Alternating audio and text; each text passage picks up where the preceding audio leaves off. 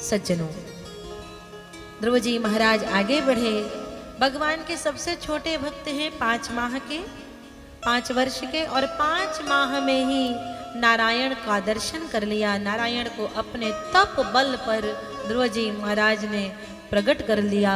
भगवान को भी विवश होना पड़ा आने के लिए। आंखों से आंसू की धारा फूट पड़ी 5वें माह में ध्रुव जी के, रोने लगे। हे प्रभु, तुम देखने बस में मक्खन मलाई के जैसे हो, सच तो ये है तुम बड़े कठोर हो। अरे मैं नन्हा सा बालक आपके लिए इस भीषण वन में तपस्या कर रहा हूँ, भूखों प्यासे, एक पैर में खड़े होकर के, जल पी करके। यहाँ तक कि ध्रुव जी ने श्वास लेना भी बंद कर दिया, और आप आने का नाम नहीं लेते, आपको दया नहीं आती। आंखों से आंसू निकल पड़े। तत्क्षण भगवान श्री नारायण ध्रुव जी के सामने खड़े हो गए। बोल बेटा, क्या चाहता है?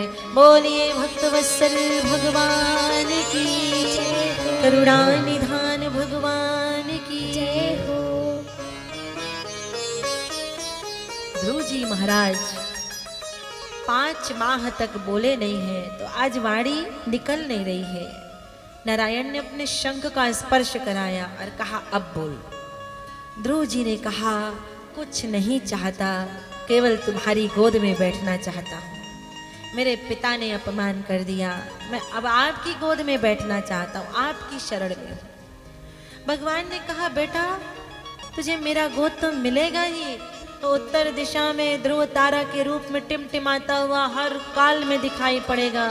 लेकिन अभी तेरी इच्छा थी राज सिंहासन पर बैठने की, तो जा, मैं तुझे आशीर्वाद देता हूँ।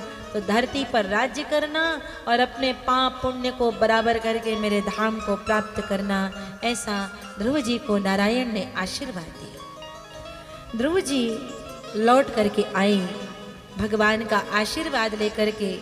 तो जिस माता ने अपमान किया था सुरुचि ने, वो आरती का थाल लेकर के स्वागत करने को दौड़ी। जिस पिता ने अपमान किया था, वो फूलों की माला लेकर के दौड़ा। जा पर कृपा राम की होई, ता पर कृपा करें सब कोई। आज ध्रुव जी महाराज अकेले नहीं है, आज ध्रुव जी महाराज के पास में बल है, शक्ति है, नारायण की शक्ति है, परमात्मा की कृपा है। सज्जनों, आप कहीं भ्रमण में निकले, घूमने निकले, और आपके जेब में 2 लाख की गड्डी हो और आप कहीं चले गए, तो आपको कभी किसी बात की चिंता नहीं हो सकती। मेरे पास 2 लाख रुपए हैं, कहीं भी कुछ भी खा लूंगा, कहीं भी रह लूंगा, इतना तो प्रबंध है मेरे पास। 2 लाख रुपए जब पास में होते हैं तो 2 लाख के होने का बल कितना है। और जिसके पास स्वयं नारायण की कृपा हो, उसके पास बल कितना हो।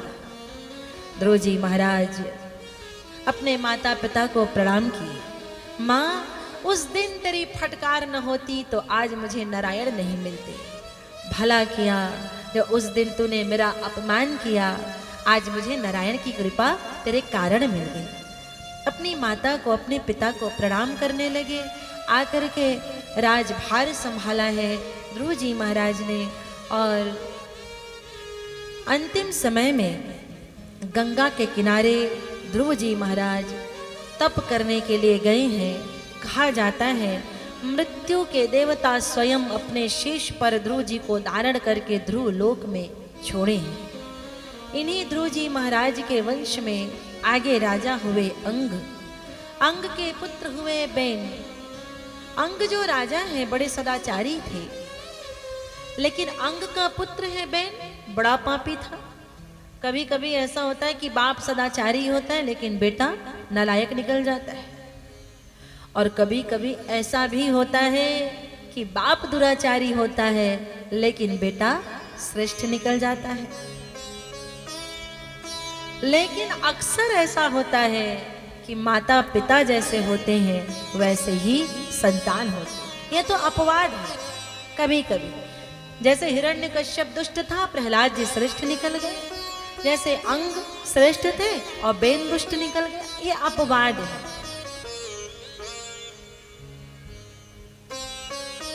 अक्सर ऐसा होता है कि माता पिता जैसे होते हैं, संतति भी वैसे ही होती है। इसलिए आप सभी चाहते होंगे कि आपकी संतान श्रेष्ठ हो, आपकी संतान अच्छी हो। सब चाहते हैं, यहाँ जितने हैं चाहते हैं ना। हर बाप कहता है बेटा तू भक्त बन, तू संत बन, तू राम बन, तू कृष्ण बन, तू विवेकानंद बन, तू मेरा नाम रोशन कर। लेकिन बेटा कहता है पिताजी आपने तो अपने पिता का नाम रोशन नहीं किया, आपने तो अपने पिता का नाम रोशन नहीं किया। आप स्वयं रावण हैं, मुझे राम बनने के लिए कहते हैं। आप स्वयं कंस हैं, मुझे कृष्ण बनने के लिए कहते हैं। कैसे होगा? यदि आप चाहते हैं अपने संतति को बनाना, तो आज के संतान देख करके सीखती है।